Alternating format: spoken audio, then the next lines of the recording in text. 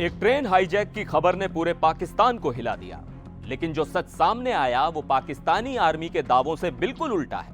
400 से ज्यादा यात्रियों वाली ट्रेन पहाड़ों में फंसी, अलगाववादियों का हमला, और फिर जो हुआ वो सुनकर आपके होश उड़ जाएंगे। तो चलिए आज हम इस पूरे मामले की परत दर परत पड़ताल करते हैं और बताते हैं कि आखिर सच क्या है। ये कहानी शुरू होती है बलूचिस्तान से, पाकिस्तान का वो इलाका जो हमेशा से सुर्खियों में रहा है। करीब 450 लोग एक ट्रेन में सवार थे और अचानक पहाड़ों के बीच रेलवे ट्रैक पर धमाका। फिर क्या, दर्जनों हथियारबंद लोग पहाड़ों से निकले और ट्रेन पर हमला बोल दिया। ये कोई फिल्म का सीन नहीं था, बल्कि हकीकत थी जिसे बलूच लिबरेशन आर्मी यानी BLA ने अंजाम दिया। लेकिन सवाल यह है कि पाकिस्तानी सेना कह रही है कि सब कुछ कंट्रोल में था, तो फिर 25 लोगों की लाशें कहां से आईं? और वो 340 लोग जो बच गए, उनकी कहानी क्या है? चलिए थोड़ा डीप में चलते हैं। तो हुआ ये कि BLA ने पहले ट्रैक उड़ाया, फिर ट्रेन पर धावा बोल दिया। उनके पास हथियार थे और वो सीधे यात्रियों को निशाना बनाने लगे। अब पाकिस्तानी सेना का दावा है कि उन्होंने 2 दिन के रेस्क्यू ऑपरेशन में 340 लोगों को बचा लिया।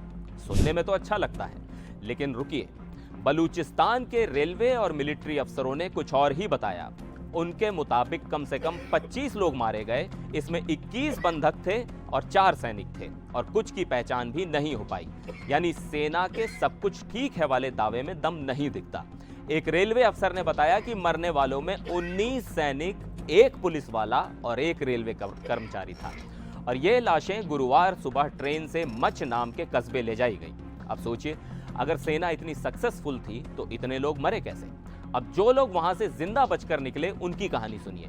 एक शख्स मोहम्मद नवीद ने बताया कि हमलावरों ने सबसे पहले औरतों और बुजुर्गों को जाने दिया, लेकिन फिर 185 लोगों को बाहर निकाला और चुन चुन कर गोली मार दी। एक और यात्री बाबर मसीह, जो 38 साल का क्रिश्चियन मजदूर था, वो अपनी फैमिली के साथ घंटों पहाड़ों में भटकता रहा।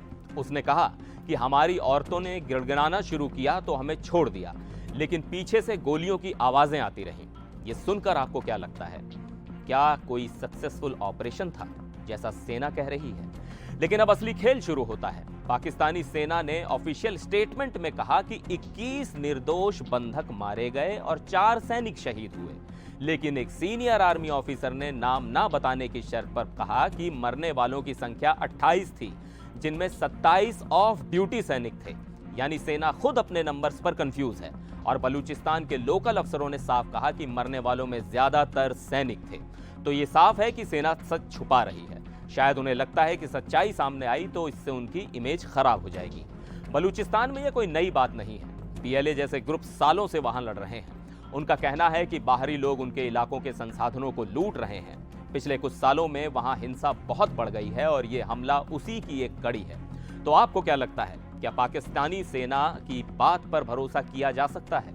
नीचे कमेंट में बताइए, और इस वीडियो को लाइक शेयर करना ना भूलें ताकि सच सब तक पहुंचे। फिर मिलेंगे एक और वीडियो में, तब तक के लिए नमस्कार।